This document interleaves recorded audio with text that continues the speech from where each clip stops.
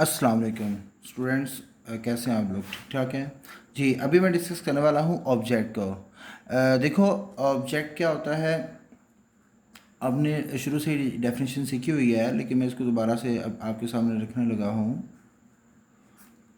जुमले में जिस पर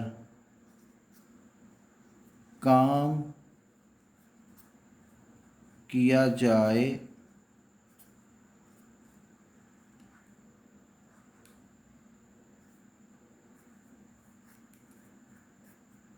ऑब्जेक्ट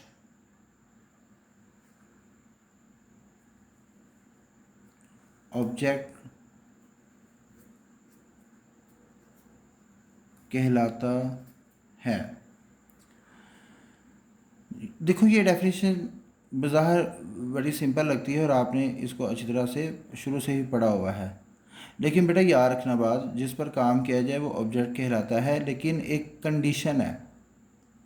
वो कंडीशन क्या है? उस वक्त वो जिस पर काम किया जाए ऑब्जेक्ट कहलाता है अगर इस जुमले में जो मौजूद वर्ब है वो एक्टिव हो। अगर जुमले में मौजूद वर्ब एक्टिव है तो जिस पर काम किया जाए वो क्या कहलाएगा? ऑब्जेक्ट कहलाएगा। मिसाल के तौर पर आप यहाँ पर एक जुमला लिखते हो, he eats he eats rice. अब देखो, इस जुमले में जो ईट है वो वर्ब है, ही जो है वो सब्जेक्ट है। अच्छा, राइस, राइस जो है इसके ऊपर काम हुआ है। अब मैं इसको ऑब्जेक्ट कहूँगा या नहीं कहूँगा वो मुझे पता चलेगा वर्ब की वॉइस से। अगर तो वर्ब एक्टिव वॉइस है तो मैं इसको ऑब्जेक्ट कहूँगा, अगर वर्ब एक्टिव वॉइस नहीं तो मैं इसको ऑब्जेक्ट नहीं कहूँगा। तो ये वर्ब जो है ये एक्टिव है। तो यही मैंने ऊपर कंडीशन रखी थी कि अगर वर्ब एक्टिव है तो जिस पर काम होगा वो क्या कहलाएगा? ऑब्जेक्ट कहलाएगा। अच्छा बेटा, दूसरी जो सिचुएशन है वो भी मैं आपके सामने डिस्कस कर देता हूँ। वो क्या है? जुमले में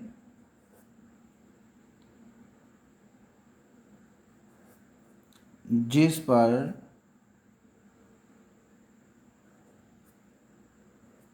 काम किया जाए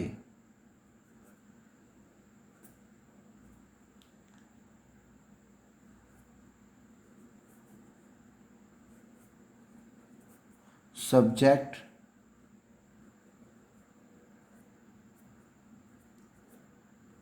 कहलाता है।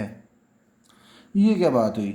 इधर मैंने लिखा है जिस पर जुमले में जिस पर काम किया जाए ऑब्जेक्ट कहलाता है, अब मैंने कह दिया जिस पर काम किया जाए सब्जेक्ट कहलाता है। बिल्कुल ऐसा ही है। ये मैंने सब्जेक्ट की डेफिनेशन में भी डिस्कस किया था, लेकिन मैं सिर्फ कंपैरिजन कराने के लिए दोबारा से इसको रिपीट कर रहा हूँ। लेकिन बेटा इसकी भी एक शर्त है। शर्त यह है कि जो जुमले में मौजूद वर्ब है इसे क्या होना चाहिए? इसे पैसिव होना चाहिए। तो अगर तो जुमले में पैसिव वॉइस वर्ब जो है वो यूज़ हुआ है, अगर तो वर्ब पैसिव है तो फिर जिस पर काम किया जाएगा वो ऑब्जेक्ट नहीं कहलाएगा बल्कि सब्जेक्ट कहलाएगा। और अगर वर्ब एक्टिव है तो जो जुमले में जिस पर काम किया जाएगा वो क्या कहलाएगा?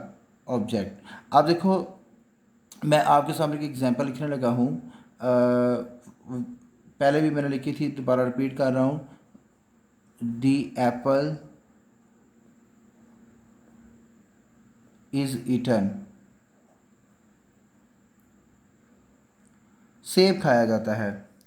अब बेटा देखो, अब इस जुमले में जो दी एप्पल है, ठीक है, मुझे ये बताओ इस पर काम हुआ है, ये इसने काम किया है। डेफिनेटली सेब खाया जाता है। तो अब देखो, सेब पर काम हुआ है, ठीक है, एप्पल पर काम हुआ है, लेकिन मैं इस उसके बावजूद कि उस पर ऊपर काम हुआ है मैं इसको ऑब्जेक्ट नहीं कहूँगा बल्कि मैं इसको सब्जेक्ट बोलूँगा। वजह क्या थी, ऊपर कंडीशन हमने पढ़ी हुई है कि अगर वर्ब पैसिव है, अगर वर्ब क्या है, पैसिव, तो ये इज़ ईटन जो है वो पैसिव वर्ब है।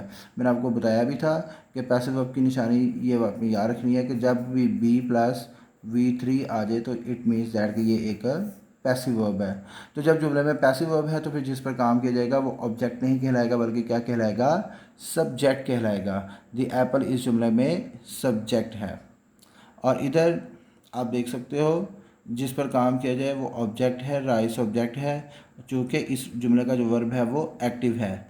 तो एक बात याद रखनी है आपने, जो ऑब्जेक्ट होता है ना, ऑब्जेक्ट, उसकी पोजीशन कहाँ है, उसकी पोजीशन है ही ये एक्टिव वर्ब के बाद। अब जो ऑब्जेक्ट है उसकी पोजीशन कहाँ है, एक्टिव वर्ब के फ़ौरन बाद। ये है इसकी ऑब्जेक्ट की position. Thank you so much. Allah हाफिज़।